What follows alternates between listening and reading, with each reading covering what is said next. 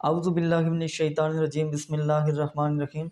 House of justice से मैं हूं सरदार आमिर ज़हीर एडवोकेट और आज का मेरा लेक्चर है नजायज़ कब्ज़ीन कब्ज़ा माफिया लैंड ग्रैबर्स के ख़िलाफ़ कि जो लोग आपको आपकी ज़मीन से ज़बरदस्ती अगर बेदखल कर देते हैं तो आपके लिए कानून में क्या क्या रेमेडीज़ अवेलेबल हैं कि आप अपना कब्ज़ा कैसे रीस्टोर कर सकते हैं। इस टॉपिक पर आगे बात करने से पहले एक छोटी सी रिक्वेस्ट करता चलूँगा कि अगर अभी तक मेरा आपने चैनल सब्सक्राइब नहीं किया तो काइंडली इसको सब्सक्राइब कर लें और साथ में जो बेल आइकन दिया गया है उसको भी दबा दें ताकि मेरी आने वाली तमाम वीडियोस आप तक पहुंच सकें। व्यूअर्स, अगर कभी ऐसा होता है कि आपको आपकी जायज़ मलकीती और मकबूजा ज़मीन से आपकी मर्ज़ी के ख़िलाफ़ ज़बरदस्ती बेदखल कर दिया जाता है तो आपके पास दो तरह की रेमेडीज़ अवेलेबल हैं। नंबर एक है क्रिमिनल कार्रवाई आप इस तरीके से करेंगे कि आप सेशन जज साहब के पास एक दरख्वास्त देंगे, एक इस्तगासा फ़ाइल करेंगे और वो इस्तगासा होगा इल्लीगल डिस्पोजेशन एक्ट 2005 के तहत। आप सेशन जज साहब के पास वो इस्तगासा फ़ाइल करेंगे तो सेशन जज साहब उसे किसी एडिशनल सेशन जज साहब के पास मार कर देंगे। तो वहाँ पर ये होगा कि आपका जो इस्तगासा है उस पर आगे फर्दर कार्रवाई होगी, आपकी स्टेटमेंट होगी, उसके बाद पुलिस की रिपोर्ट तलब की जाएगी। तो पुलिस की रिपोर्ट तलब जब की जाती है तो यहाँ पर आपने ख़ास ख्याल रखना है कि जब पुलिस मौका पर जाती है, उसका जाने का मकसद ये होता है कि वो मौका पर जाकर ये रिपोर्ट बनाती है कि आया ये प्रॉपर्टी आपकी मलकियती है और आप इस पर काबिज़ थे कि नहीं। तो जब पुलिस मौका पर जाए तो आपने लाजमन वहाँ पर मौजूद होना है, साथ में आपके गवाह मौजूद हों जो इस बात की गवाही दे सकें कि वाकई आप इस प्रॉपर्टी के मालिक भी हैं और आप इस पर काबिज़ भी थे, पहले से यहाँ पर आप ये इस प्रॉपर्टी का कब्ज़ा आपके पास था। उसके अलावा आपके जो मलकीती सबूत हैं, जैसे आपकी इसी प्रॉपर्टी की जो रजिस्ट्री है वो आपके पास होनी चाहिए और इसी प्रॉपर्टी का इंतकाल अगर है तो वो भी आपके पास हो। जब आप पुलिस को अपना बयान रिकॉर्ड करवाएं तो साथ आप अपने जो मलकीती सबूत हैं, ये डॉक्यूमेंट्स हैं, वो साथ पुलिस को दें और उससे कहें कि ये रिपोर्ट का हिस्सा बना ले। उसके बाद जब रिपोर्ट पुलिस बनाती है तो अक्सर इस तरह होता है कि वो जो लैंड ग्रैबर्स होते हैं वो पेमेंट वगैरह जो बतौर रिश्वत दे के तो रिपोर्ट अपने हक में करवा लेते हैं। तो इस चीज़ का आपने ख्याल रखना है कि आपने पुलिस को मतलब पीछा करना है, रिपोर्ट बनवानी है, क्योंकि अक्सर इस तरह होता है कि जब वो रिपोर्ट बनकर आती है तो वो अगर आपके ख़िलाफ़ होती है और लैंड ग्रैबर्स जो जिन्होंने आपको ज़बरदस्ती बेदखल किया है उनके हक़ में होती है तो एडिशनल सेशन जज साहब मोस्टली यही होता है कि इसी रिपोर्ट की बेस पर आपका इस्तगासा ख़ारिज कर देते हैं। इसलिए ये रिपोर्ट बहुत इंपॉर्टेंट है। इस टॉपिक पर मैंने एक डिटेल जो इल्लीगल डिस्पोजेशन एक्ट पर एक डिटेल वीडियो मैं ऑलरेडी बना चुका हूँ, उसका लिंक जो है मैं इसकी वीडियो की डिस्क्रिप्शन में भी दे दूँगा।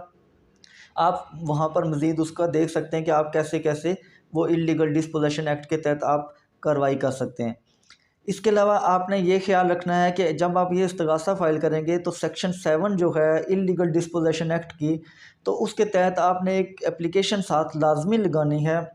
उसका मकसद ये होता है कि अगर रिपोर्ट ये आती है कि आप वाकई इस प्रॉपर्टी के मालिक भी हैं और इस पर काबिज़ भी थे, लेकिन बाद में आपको ज़बरदस्ती यहाँ से बेदखल कर दिया गया गैर कानूनी तरीके से, तो जो एडिशनल सेशन जज साहब हैं वो उस पर फ़ौरन आर्डर कर सकते हैं कि जो आपका कब्ज़ा है, इस प्रॉपर्टी का जो कब्ज़ा है वो लैंड ग्रैबर्स के पास है तो वो फ़ौरन आपके हवाले करें, तो आपको फ़ौरन कब्ज़ा मिल जाता है। उसके अलावा जो बाकी अगर ये कब्ज़ा नहीं भी मिलता तो फिर भी आगे आप पूरा जो प्रोसीजर होता है इसका वो आप मेरी वीडियो देखें, आपको वो पता चल जाएगा कि पूरा प्रोसीजर क्या है। तो वो जब कंप्लीट होता है तो तब भी 3-4 महीने 5 महीने के अंदर अंदर आपको आपकी प्रॉपर्टी का कब्ज़ा अगर वाकई आप मालिक हैं तो आपको मिल जाएगा।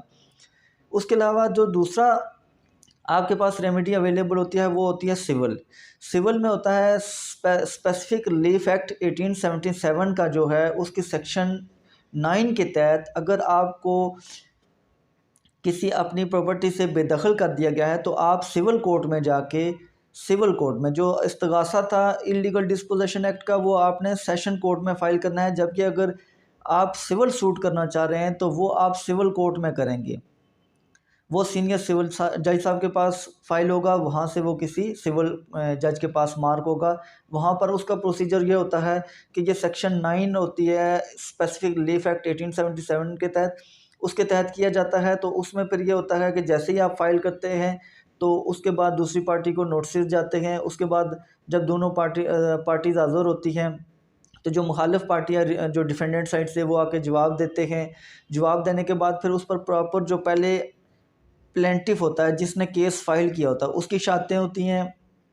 पहले उसकी ज़ुबानी शहादत होती है, फिर उसकी डॉक्यूमेंट्री शहादत होती है। डॉक्यूमेंट्री एविडेंस में वो अपने तमाम जो डॉक्यूमेंट्स हैं जैसे रजिस्ट्री हो गई, इंतकाल हो गया, और उसका कोई अगर डॉक्यूमेंट कोई है उसका, उसके पास इस प्रॉपर्टी का सबूत है जो इसकी मलकियत शो करे, तो वो भी आप वहाँ पर देते हैं। उसके बाद फिर डिफेंडेंट साइड से जो मुखालिफ साइड है जिन्होंने आपको ज़बरदस्ती बेदखल किया है और जिनको आपने पार्टी बनाया हुआ है दावे में, उनकी शहादत होती है। इसी तरह उनकी पहले ओरल एविडेंस होगी, फिर उस पर उनकी डॉक्यूमेंट्री एविडेंस होगी। वो अपने डॉक्यूमेंट्री प्रूफ देंगे कि क्या क्या उनके पास एविडेंस है कि वो इस प्रॉपर्टी के मालिक हैं। जब ये सारा हो जाएगा उसके बाद फिर आपकी बहस होगी, फाइनल बहस होती है, और उसके बाद दूसरी पार्टी जो डिफेंडेंट साइड से हैं उनकी बहस होगी, तो फिर फाइनल आर्डर आएगा। अगर आपने अपने सबूत दे दिए, अपनी प्रॉपर्टी की मुकम्मल जो मलकियती सबूत दिए हैं और आपने ये साबित किया है कि आप वाकई इसके मालिक भी थे, काबिज़ भी थे, तो आपको आपका कब्ज़ा रिस्टोर करने का सिविल कोर्ट आर्डर दे देगी। जो सिविल प्रोसीजर है वो थोड़ा सा लेंथी है, जबकि जो क्रिमिनल इलीगल डिस्पोजेशन एक्ट के तहत है वो फौरी और स्पीडी वो रेमेडी आपके पास है, इसलिए पहले हमेशा उसी को प्रायोरिटी दी जाती है। लेकिन इसमें थोड़ी सी प्रॉब्लम ये होती है कि अक्सर जो पुलिस की रिपोर्ट होती है वो बहुत इम्पोर्टेंट होती है। तो पुलिस की रिपोर्ट हम सबको पता है कि वो कैसे बनाई जाती है और किन किन चीज़ों को देखते हुए बनाई जाती है, क्योंकि वो हक़ाइक़ पर बहुत कम बनाई जाती है। जो पार्टी पुलिस से ज़्यादा तावन करती है, ज़्यादा उनसे कोऑपरेशन उनका होता है, कोऑपरेट करते हैं, तो उसी के हक़ में वो रिपोर्ट बना देते हैं। वो ये नहीं देखते कि ये इसका मालिक था, नहीं था, वो बस मौका पर गए और जिसने उन्हें ज़्यादा खुश किया वो उसके हक़ में रिपोर्ट दे देते। तो फिर उसी रिपोर्ट पर फिर आगे चल के वो इस्तगासे का अक्सर मोस्टली उस पर ही फ़ैसला होता है। तो इसलिए वो स्पीडी रेमेडी तो है, लेकिन उसमें जो बेचारे गरीब लोग होते हैं उनके कामयाबी का तनासब बहुत थोड़ा होता है और बहुत मतलब कम उनको उनका राइट वहाँ से मिलता है। उसके बजाय उनको यहाँ सिविल कोर्ट से टाइम तो लग जाता है, लेकिन उनको यहाँ से इंसाफ मिल जाता है। तो इसलिए दोनों रेमेडीज़ जो आपके पास हैं, आप उनको अवेलेबल जो आपके पास अवेलेबल हैं, आप उनको अवेल कर सकते हैं और दोनों तरीक़ों से कोशिश कर सकते हैं कि आपको आपका कब्ज़ा मिल जाए।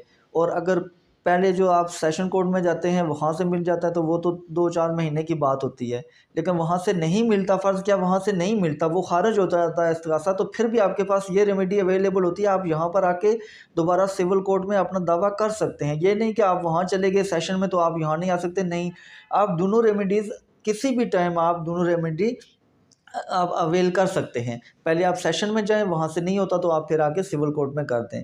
उम्मीद है व्यूअर्स आपको मेरा लेक्चर पसंद आया होगा, आपको काफ़ी इससे इन्फॉर्मेशन मिली होगी। अगर मेरा लेक्चर पसंद आया है तो काइंडली इसको आगे शेयर भी कर दें।